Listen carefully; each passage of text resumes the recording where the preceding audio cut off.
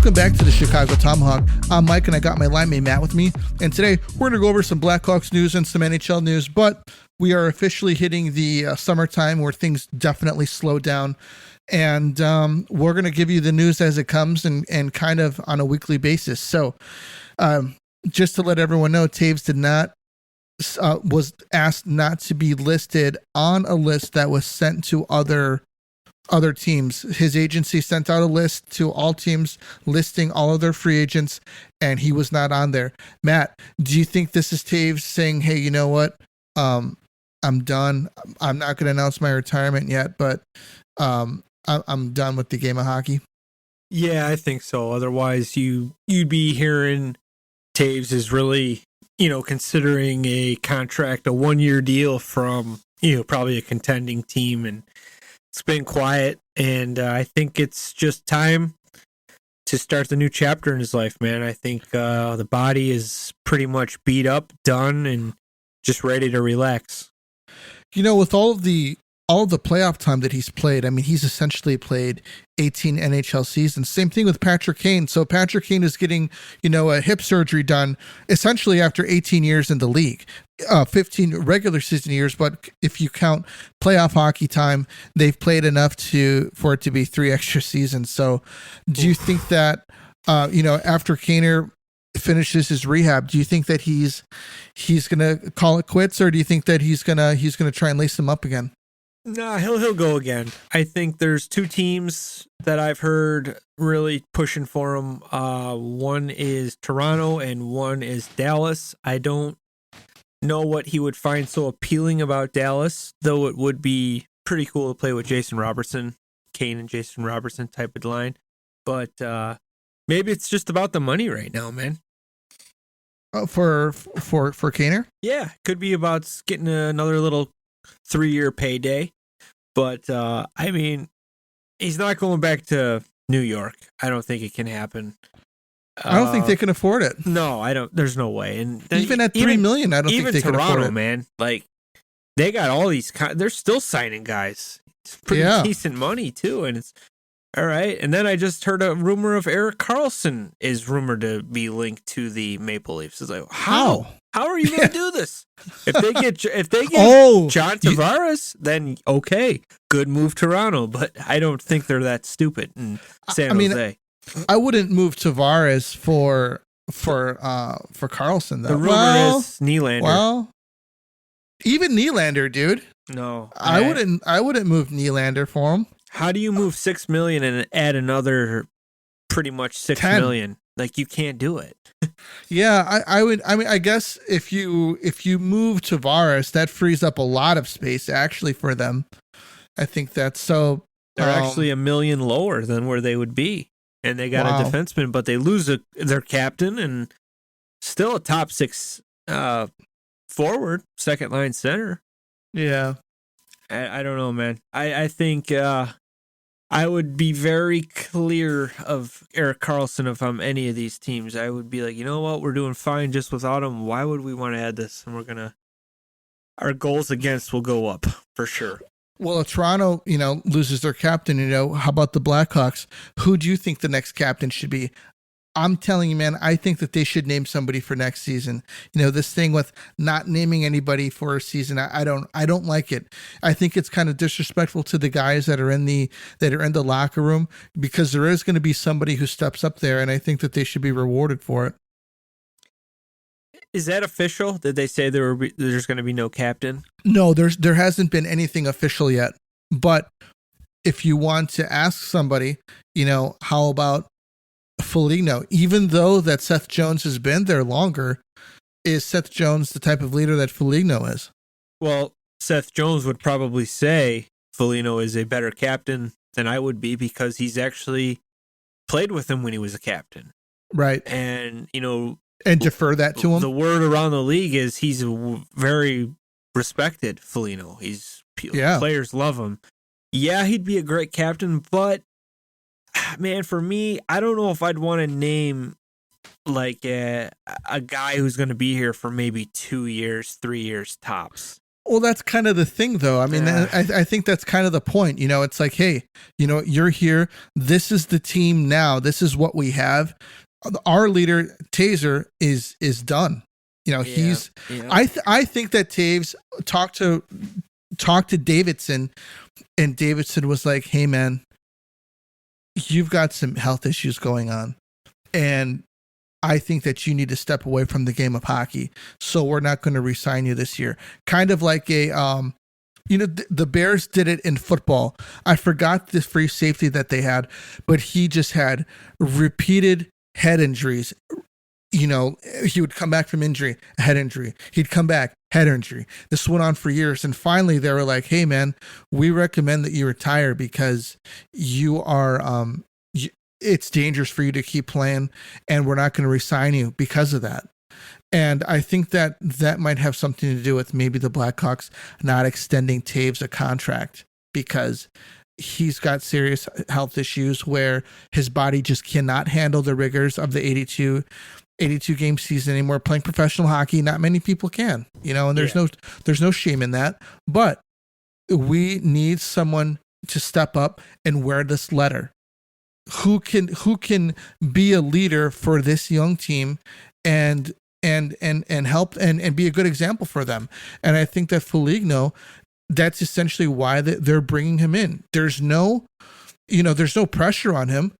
They're pretty much all saying that all that we need you to do is just be yourself here, man, and make sure that nobody steps out of line with Bedard or Korchinski or Lucas Reichel. Yeah. And you know what? For that, we're gonna let you be a captain on an original six franchise. And I think that Foligno would run away with that, man. I think that he would be great. Well, I think he's definitely gonna have an A, no doubt about it. I think Connor Murphy will have an A. I think Seth Jones will have an A. And maybe halfway through the season, I think Bedard is going to get an A. Yeah. And I think a lot of people are going to be very surprised, like we were with Toews. Like his second year, he was an assistant captain. And we all knew he was going to be captain one day. And I think it's kind of going to be the same thing with Connor Bedard. I think eventually he's going to be the captain, no doubt about it.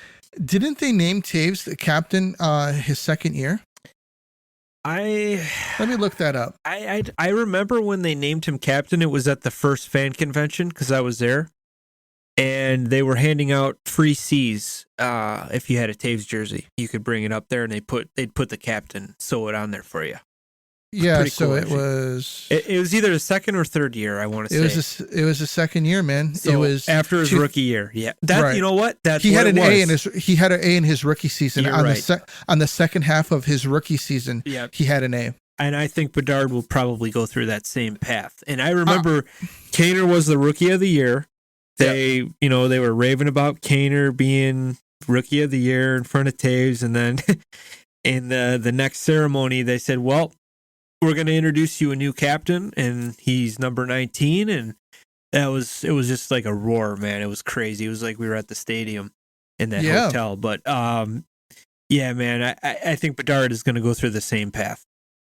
Yeah, from what I've heard about Bedard is that he's a very likable person. That as soon as you meet him, that he's a very personal person. He loves hockey. It sounds like he's a rink rat, and he just loves to play. He loves everything about the game, and he seems to be the type of guy that they say that he's already rubbing off on people because he's talking about getting into it and starting training and being disappointed that they're not getting any ice time at the prospect development camp, but he understands the rationale behind it and he's on board with it. And that's something very important that I think that people should notice, and something that I notice about him is that he can say a statement that he doesn't agree with something, but he still stands behind the decision. And a lot of young guys have a hard time with that, man. So I'm hearing a lot of good things about him. Good work ethic, and I think you're right. I think he will have an A, if not at the end of the season. definitely by next season. But I think that they should give a C to somebody. Yeah, I think they're going to go with 3 A's. Maybe we might see like around 6 alternate captains, assistant captains, whatever you want to call it. But we might even see like three A's on the road that are different guys, and then 3 guys at home wearing A's. And I think they're going to really look for these leaders to come and blossom. But I hate it. It is annoying. I think that Bedard actually might be a roommate with Foligno on the road, or a guy like Corey Perry or Seth Jones, somebody that's Taylor Hall. That would be pretty cool, actually. He's been kind of bouncing around a little bit, but he was an elite player at one time, man. Yeah. I mean, I thought in the playoffs I think he really turned up his game a couple games, and then he would kind of fall out a little bit. He kind of reminded me how Patrick Sharp was in the end of his Blackhawk run. Taylor Hall kind of doing the same, he'll go, he's real streaky, but, he would show up and he'd get like 3 goals that game, and then he'd go 6 without one, something like that. But but going back to the main point, I think, Connor on the road is going to definitely be with a guy like Foligno, and he's going to soak in that leadership and, prepare himself for the next year, probably as captain. I think people are going to be really surprised with his leadership qualities. Yeah, I agree. Now, we're talking about Connor Bedard. Do you think that Kevin Korchinski should play a full season in the NHL coming up? I heard that, last season that he was practically ready last season. He went down to his, WHL, and he got even better. Yeah. Yeah, me and you both said we think he's ready. We thought he was ready last year. And, they played it safe. Probably the right thing to do. But you can't keep him down there forever, man. You gotta take that jump. And I know he's young, he just got drafted, but he's just good enough. You have to give him a shot. I mean, if you're gonna give Connor a shot, you got to give this kid a shot too, because they're both. He's not at Connor Bedard level, but don't forget they played together on the same team and they were tearing it up together. Those top guys on that team. Yeah. So I mean, put him out there. Actually might be better, because all eyes are going to be on Connor Bedard, not Kevin Korchinski. So he can quietly give this guy a run for a call. These two could very easily be Calder Cup candidates together, competing for it, Yeah. So it might be good for him. Like, the spotlight's not all on him. I mean, actually, it's good for anybody playing on the Blackhawks these days. Good for Lucas Reichel, too. Watch him have a great season. Yeah, I was going to say it's going to be awesome for him, because he's not going to have that pressure, because Connor Bedard's going to be there. Yep. So I want to let everybody know that new customers can make on a $5 bet and score $200 in bonus bets instantly. And download the DraftKings Sportsbook app and use code THPN. That's code THPN, only at DraftKings Sportsbook. Gambling problem? Call 1-800-THE-GAMBLER. In Massachusetts, call 1-800-327-5050 or visit gamblinghelplinema.org. In New York, call 1-877-8-HOPE-NY or text HOPE-NY 467-369. In Kansas, call 1-800-522-4700 on behalf of Boot Hill Casino and Resorts. 21 plus in most eligible states, but age varies by jurisdiction. Eligibility restrictions apply. See DraftKings.com/sportsbook for details and state-specific responsible gambling resources. Bonus bets expire 7 days after issuance. Eligibility and deposit restrictions apply. Terms at sportsbook.draftkings.com/hockey terms. Now, Matt, speaking of Lucas Reichel, there have been some new rumors going around. I don't know if you've heard this. They're saying that in the New York Rangers multiverse over there, that there's a possibility they're talking to the Blackhawks about a deal for Lucas Reichel, a trade. Lucas Reichel and a first-round pick and one player for Alexis Lafreniere. Feel free to laugh. This is a rumor. This is a rumor. I had to jump in on this forum and say there is absolutely no way that the Blackhawks would trade Lucas Reichel for Alexis Lafreniere, because even though that Lafreniere was a number 1 draft pick, he's a third line guy, and that's just what it is. That's just who he is right now. Yeah, well, Patrick Kane called that out when he got traded there. He's like, I was so surprised to see these younger guys. They're more like, grinders. They're more like third line guys. And why would we do that? This guy is he's our second best prospect. Why would we trade him for a third line guy? It makes no sense. I don't know where these New York fans get their information from. They sound so ridiculous at times. Yeah. I don't think that there's any chance that from the moves that Davidson has made, say, over the past 2 years, I don't see why he would do that. Other than he didn't draft Reichel, did he? Bowman did, didn't he? Bowman did, yes. Other than that, I don't see why he would be looking to move him. The half a season he had last year, or a couple games, he was awesome. He was the best Hawk that was on the team. Yeah, better than Patrick Kane. Better than Patrick Kane. He was a threat every shift on the ice. He looked awesome. And I can't say the same for Alexis Lafreniere. No, I mean, would the guy have?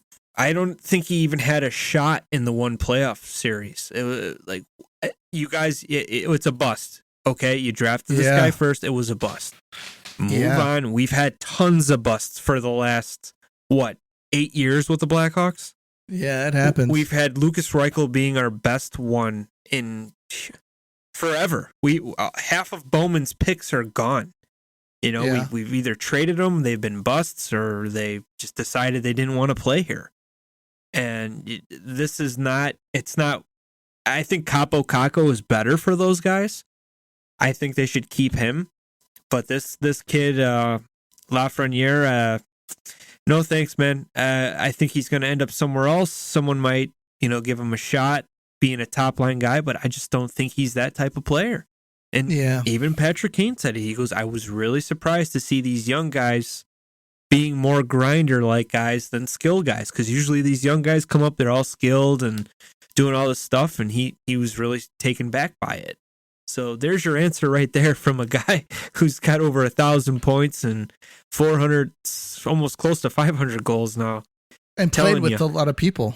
Yeah, and don't forget, these same New York Rangers fans didn't want Patrick Kane all year, but the minute he got traded there, they all bought Patrick Kane jerseys. So they come up with a lot of BS. Yeah. So Karlsson wins the Norris Trophy. Some agree that it was deserved, and some did not. I think that we're in the latter. The younger crowd, that's how they feel, dude. It's the guys like us know that that's not the defense. Yeah, they need to make another trophy, man. Yep. They need to make another defensive trophy for the best all-around defensive player, or not even. How about if you're going to make two, make a defensive defenseman award and an offensive defenseman award. Yeah, just best all-around defenseman, like a guy who has a plus rating, a guy who plays the position right. Call it the Nick Lindstrom award, and then keep the Norris Trophy for the highest scoring defenseman. Like I think they call it the Art Ross is the most points. Right. Doesn't mean you're necessarily the best guy in the league at the time, because not every year. I mean, some guy, Taylor Hall, I think, won it, and he didn't have the most points. How about three?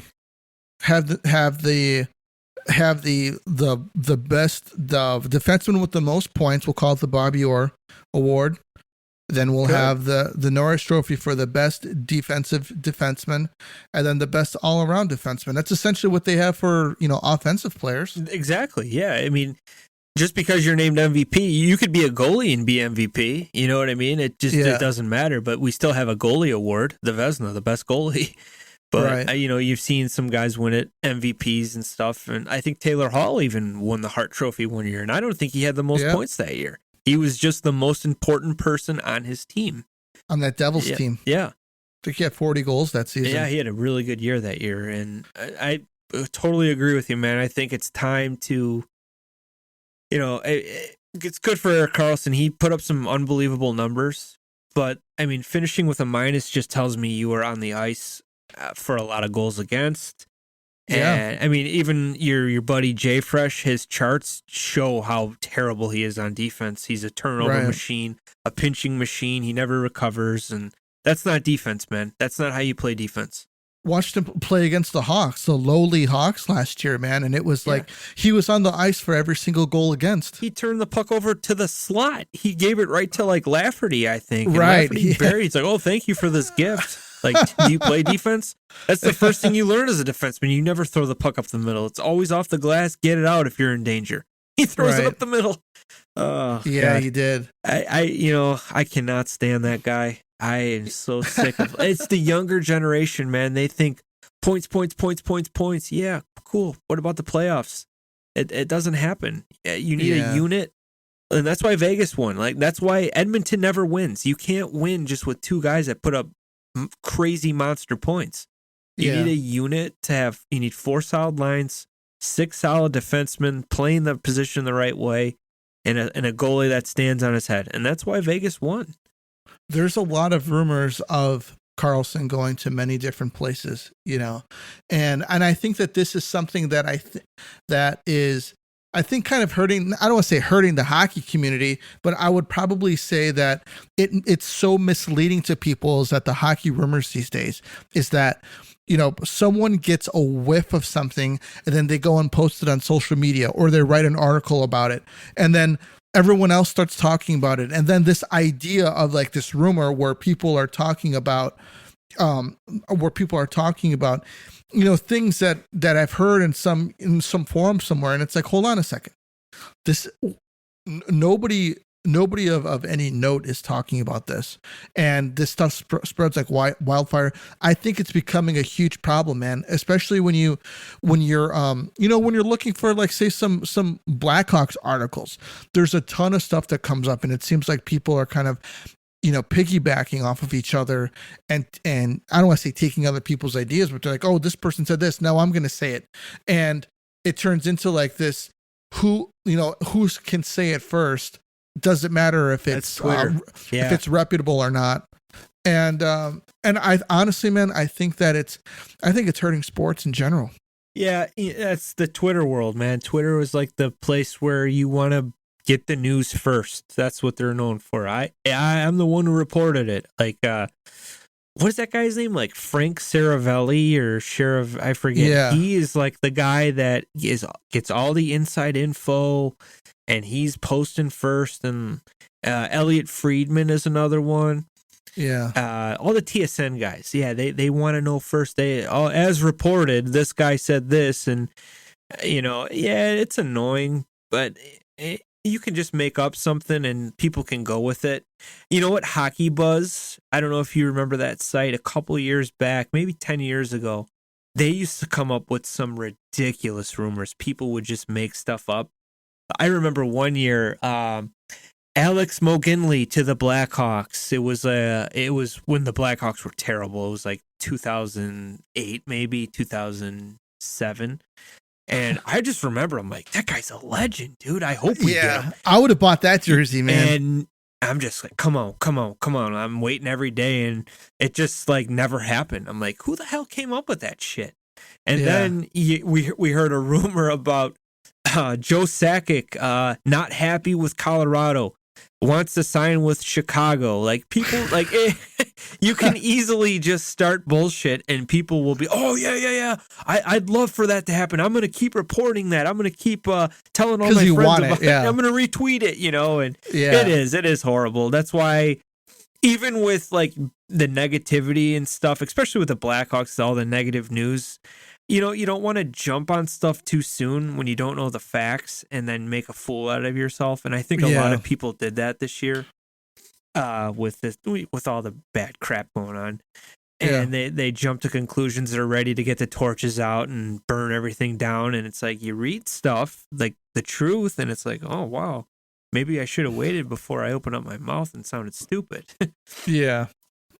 Do you think that, going along with rumors, because the same thing happened with Jordan Gibson. Somebody said that he wanted out. He's never playing another game with Anaheim. And then his I believe it was his agent came out. He goes, hold on. First off, we want to say that John did not say this. Yeah. And it was just another thing, somebody coming out with something. But it turns out that John Gibson does want to leave. So John Gibson texted his buddy, and his buddy texted somebody, and that guy heard it, and he's an analyst for this company. They reported it. So you got to really be careful who you talk to. If you're a pro, man. Like any little thing, especially that like could get you kicked out of the circle, free agency. Dude. It's like, hey, you need to shut up. If I talk to this team too early, I can get my contract terminated.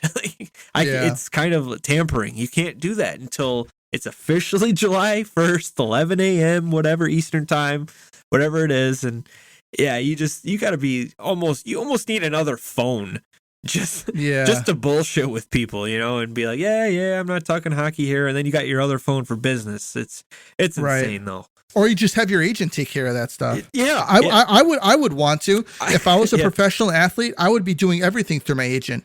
I'd say, hey man, this is what I want. Go on ahead and do it. Yeah. Post it or whatever. I'm going to the lake. You got my number. Call me when the offers come in, and I'll say yay or nay. And then if I say yay, I'll get down to the cabin and we'll start talking about it. Yeah. Tell them I want $10 million a year. They're the only team I want to play for. Tell them that. Yeah. And if you raise it to 11, give me another year. Something like that. And if they want to lower it, then tell them, you know what? I'm kind of softening my stance on that. All right. Yeah. You going down here? Okay. Up it to 12. Yeah. Well, cool, man. Do you got anything else? Well, yeah, I did want to talk about the Alex DeBrincat trade and the contract he signed with the Red Wings. And you know what? I remember two guys talking about where Alex DeBrincat's going to end up if he hits unrestricted free agency. I think it was us. I think it was. And I think it was the same guys who were talking about that Seth Jones trade before that even. So maybe that wasn't even do we have insiders? Or are we just smart motherfuckers? No, but dude, $7-something million a year? I was really surprised to see that. That's quite a deal for here. That's a deal for Stevie Y. It is, but you know what? He's not scoring 40 goals though. Yeah, but he did. He did with Patrick Kane, but he's not playing with Patrick Kane. And Dylan, and I hate to say it, but Dylan Larkin is not Patrick Kane. No, he will never be Patrick Kane. No. So Patrick Kane made careers. I just think that Stevie Y fleeced him. I think DeBrincat at least could have got 8.5. Really? I don't think so, man. He still puts up good numbers, man, and he's young. 27 goals is good. He's young. But here's the thing. If he scores, say, 40 goals twice, because this is only a 5-year contract, isn't it? 4. I think it's a 4-year. Yeah. If he scores 40 twice on this, he's going to ask for 9.5 on his next one. Well, that's the new trend, man. These guys are taking shorter deals, and then they're kind of getting a double payday. I think Stamkos might have been the pioneer for that one. When his first contract was up, I think he only signed 6 years, and it was like big time bucks. And then the next 6 years he did it again. Right. And he didn't take the term, he took the shorter term, and I think that's going to be a trend again. I think you look for Matthews to do the same thing at a higher cap hit. Like 4 years. 4 years, 3 years, like 12, 14 million. Whatever, 13 again. 14 maybe. It's insane. I hope Connor Bedard doesn't do that to us. I hope Connor Bedard takes a Jack Hughes contract. Oh my gosh. I'd like that, but he's going to get like that $14, $15 million deal. Yeah, well, he still has to play a game. We'll see. We'll see how he does. I think he's going to be a stud. I think he's probably going to get 30 his rookie year, my prediction. Maybe 55 assists, maybe more. He's an animal, man. But here's another thing with him, though, is that he can come to the the bargaining table and say, hey, look, I didn't even play a fucking game for you guys, and how many jerseys did I sell? Exactly. How much did you make on season tickets when you hadn't even drafted me yet? How much money did you guys make on season tickets? Yeah, you got the lottery pick, and your season tickets went up because we knew we were going to grab like, you. He's going to be like, pay me. You like in Goodfellas. Where he's like, what, times are hard? Fuck you, pay me. What? A lightning strike? Fuck you, pay me. You having a bad day? Fuck you, pay me. Well, cool, man. I'm done, man. I don't have anything else. Yeah. It's like you said, it's the dog days of summer here, and still, I think the next big headline for the Blackhawks is going to be Connor Bedard signing his entry contract, and hopefully that's kind of nervous. Hopefully that's soon, man. I want to see it happen. I mean, it can't be that complicated. 900 maxed out, like maxed out Wayne and Garth used to say, let's dot our T's and cross our lowercase J's. Well, on that note, this is the Tomahawk. Thank you for listening, everybody, and we'll catch you on the next one. This is the Tomahawk. We're out of here.